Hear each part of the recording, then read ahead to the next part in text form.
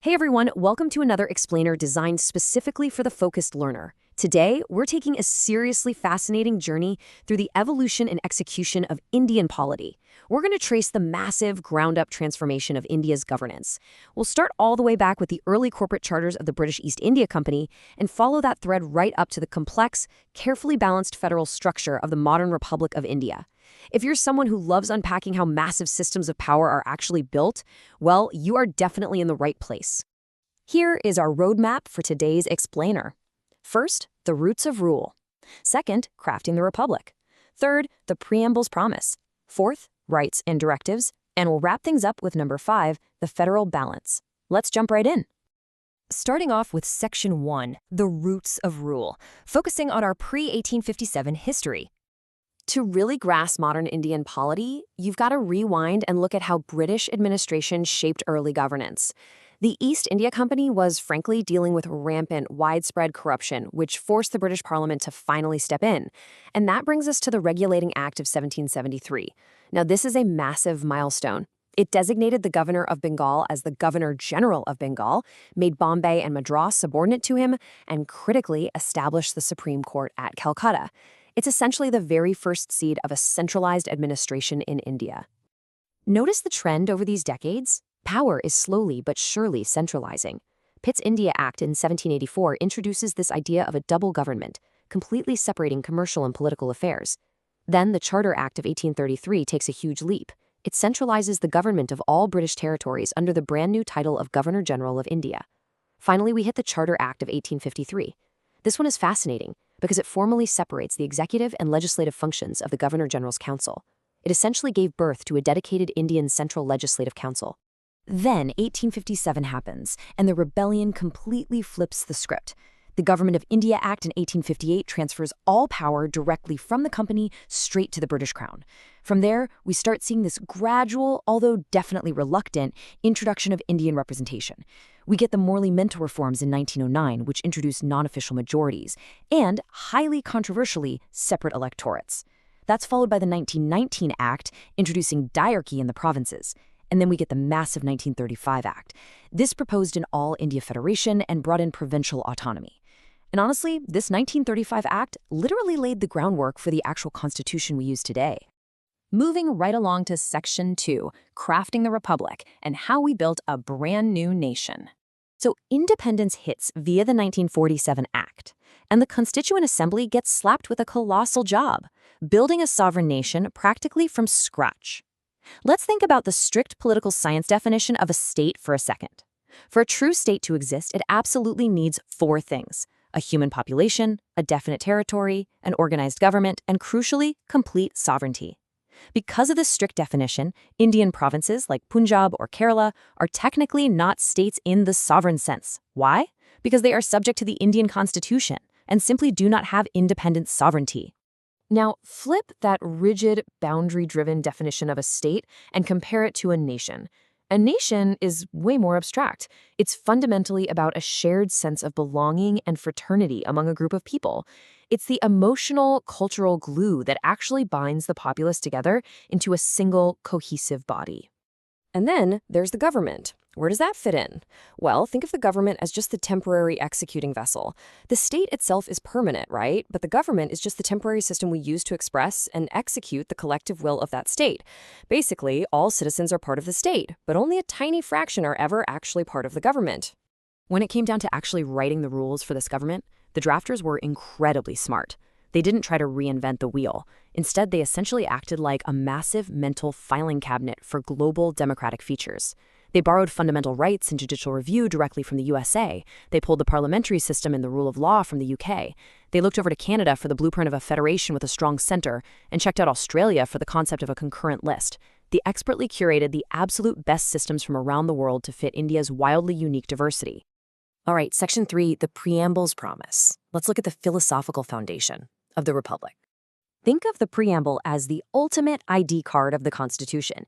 It clearly maps out the nature of the Indian state: sovereign, socialist, secular, democratic, and republic. But here's a super interesting trivia fact for you. The words socialist and secular weren't even in the original draft. No way! They were actually tacked on much later by the 42nd Constitutional Amendment Act in 1976. We, the people of India. That opening is absolutely everything. The crucial takeaway here is that the people themselves hold the ultimate source of authority for the entire Constitution. Also, there's some fantastic legal drama surrounding this text. Back in 1960, the Barubari case initially declared that the preamble wasn't even a part of the Constitution. But then the landmark Keshwarananda case overturned that entirely, firmly establishing this text as a deeply integral interpretive part of the whole document. A great little trick to keep the core objectives straight in your head is the mnemonic JLEFI. J is for justice, and that covers social, economic, and political justice. L stands for liberty of thought, expression, and belief. E is for equality of status and opportunity. And F and I are for fraternity, which assures the dignity of the individual while protecting the unity and integrity of the nation. Which brings us to Section 4, Rights and Directives. It's all about finding balance within the Constitution. So, with our JLEFI objectives set, how does the Constitution actually deliver on them? Through fundamental rights, tucked away in Part 3. These aim to promote political democracy and fiercely protect individuals against any overreach by the state. And you absolutely have to know about the doctrine of severability under Article 13.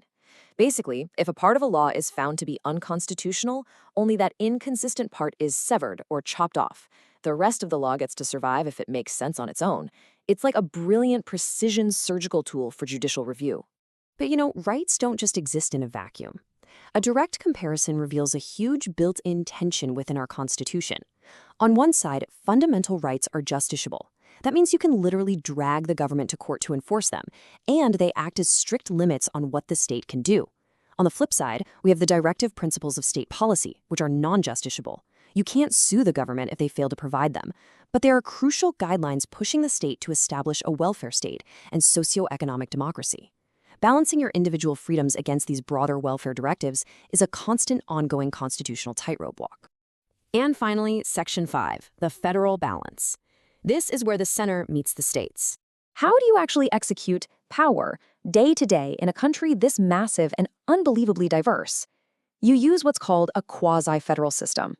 We have a dual polity where power is deliberately sliced up.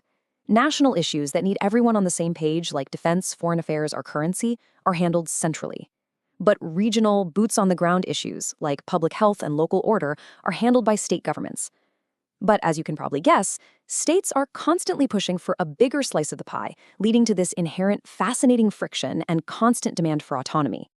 The real secret here is that India is absolutely not a pure federation like the United States. It's a highly, highly calculated blend. Sure, our federal features include a supreme written constitution and a clear division of powers, but look at our unitary features. We have single citizenship, a crazy strong center where the union list easily overrules the state list, and emergency provisions that can flip the whole federation into a unitary state overnight. Unlike the US, India features destructible states, meaning Parliament can just casually alter state boundaries, but an absolutely indestructible union. We heavily prioritize unity over strict federalism. And you have to see how this structural setup interacts with messy, real-world politics. Watch how things shifted over the years. Back in the 1950s and early 60s, a single party dominated everywhere, making center-state relations pretty smooth. By the mid-60s, opposition parties started taking root in the states, and suddenly demands for autonomy spiked. Fast forward to the 1990s, boom, coalition politics at the center completely changed the game, giving regional parties incredible leverage and resulting in a much more mature, negotiated federalism. The text of the Constitution stayed exactly the same, but the political execution evolved radically. And that brings us to the end of our explainer, leaving us with a pretty massive question to chew on. As regional identities and demands just keep growing, how exactly does a constitution, one deliberately hardwired to have a very strong center, adapt to an increasingly decentralized political reality? The Indian Constitution is very much a living document, and its greatest ongoing test is how it manages this ever-evolving balance.